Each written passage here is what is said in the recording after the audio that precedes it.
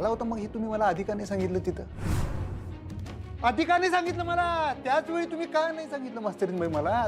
त्याच वेळी तुम्ही सांगितलं असतं तर माझं बोलणं झालं असतं ना आई साहेबांसंग. आज आई साहेब इथं घरात असते ना. माझ्या बापाने बाहेर काढलं नसतं माझ्या आईला. का नाही सांगितलं तुम्ही त्यावेळी मला? मुद्दाम केलं काय? नाही हो, मी मुद्दाम नाही केलं. मी आपण प्रवासाला निघालो होतो. मी विचार केला की तिथे पोहोचल्यावर होईलच तुमचा फोन, नंतर कराल फोन. पोचल्यावर कुठे सांगितलं तुम्ही मला? सांगितलं पोचल्यावर? मी अडग्यावानी तुम्हाला 10 वेळा विचारतोय, फोन लावायचा प्रयत्न करतोय, तुम्ही सगळी गंमत बघत होतो, तुम्हाला सांगितलं नाही. याचा अर्थ काय? तुम्ही आमच्या बापाच्या प्लॅन मध्ये सामील होता. तुम्हाला आमच्या आई साहेबांना घरातनं बाहेर काढायचं होतं. बरोबर आहे. माग आई साहेबांनी तुम्हाला घराबाहेर काढलं होतं म्हणताना तुम्ही आता परत त्यांना घराबाहेर काढलं काय?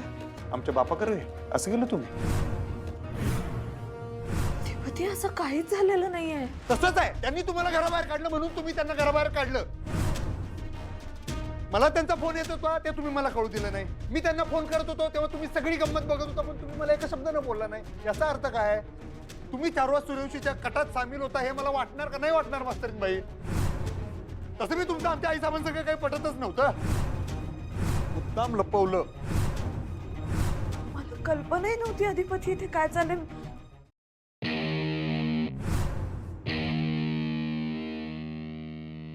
कसा विश्वास ठेवायचा म्हणजे? असं का बोलताय तुम्ही? आतापर्यंत कुठली गोष्ट लपवली नाही तुम्ही आमच्यापासून. हीच गोष्ट बरी लपवली. लपवून नाही ठेवली. मी तेच सांगतेय तुम्हाला. मला काय कल्पना होती इथे काय घडलंय किंवा घडणार याची मला काहीच माहित नव्हतं. तुम्ही असं कसं म्हणू शकता की मी कटात सामील होते, मी हात मिळवणी केली म्हणून? मुळात हा कट नव्हता.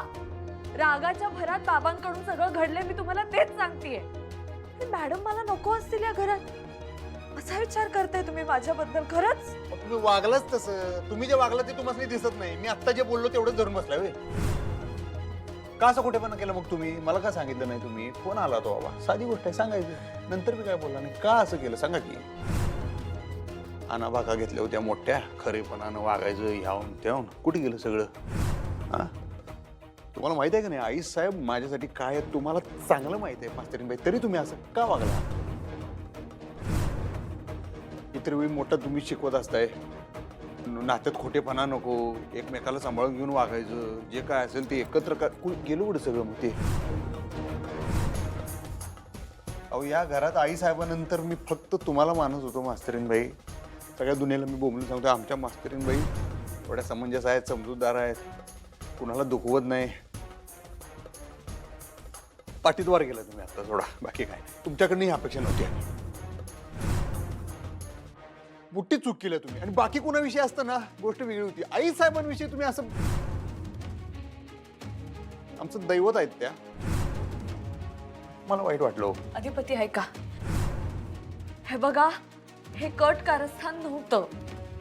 हे रागाच्या भरात बाबांकडून घडले. मी काही मुद्दाम केलेलं नाही किंवा लपवलेलं नाहीये. प्लीज समजून घ्या तुम्ही. आता मला काय समजून घ्यायचं नाही. आता तुम्ही एक गोष्ट इथं करून घ्या. आता जर आई साहेब लवकरात लवकर सापडल्या नाहीत ना मास्तरीन बाई, तुमच्या संग सगळ्यांनी हे जड जाणार. आणि जो अधिपती आतापर्यंत तुम्ही बघितला नसेल तो तुम्हाला बघायला मिळणार, एवढं लक्षात घ्या.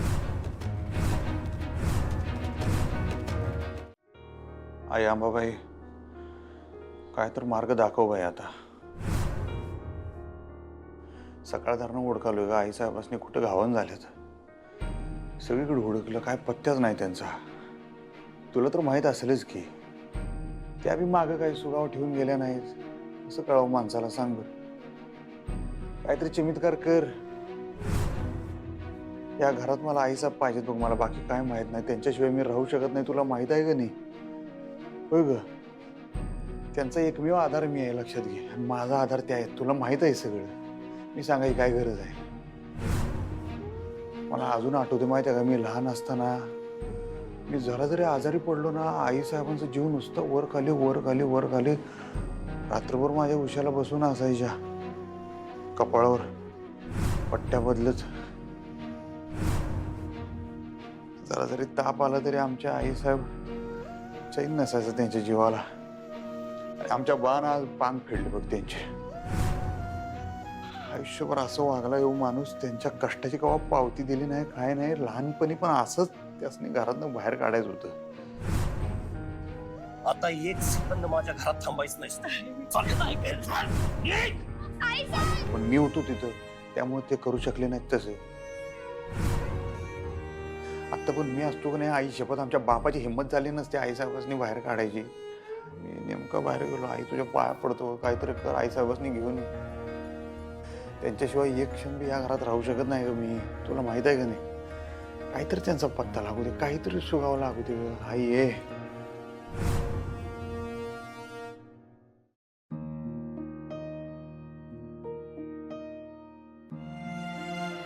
चिडलाय ना माझ्यावर? सगळ्या जगावरच चिडला असणार तुम्ही, अगदी साहजिक आहे. पण मी खरं सांगते अधिपती, मी खरंच सांगते, मला काहीच माहित नव्हतं. तुम्हाला आता मॅडम बद्दल जेवढं माहिती आहे ना, तेवढंच मला माहित होतं. मला थोडी जरी कल्पना असती ना, तर मी तुम्हाला लगेच इथे घेऊन आले असते. खरंच सांगते मी, मला पण पटलेलं नाही हे बाबांनी जे केलं ते. मी बोलले त्यांना, खूप बोलले. आता बोलून काय फायदा? आमच्या आईसाहेब आहेत का घरात? असं काय करता? ते येतील ना परत, येतील ना त्या घरी परत. त्यांना करमणार आहे का तुमच्या अजून कुठे? मला पण त्यांच्याशिवाय करमत नाही या घरात. सवय नाही, मी नाही राहू शकत या घरात त्यांच्याशिवाय. त्यासनी घेऊन येणार बघा तुम्ही, लवकरात लवकर घेऊन येणार.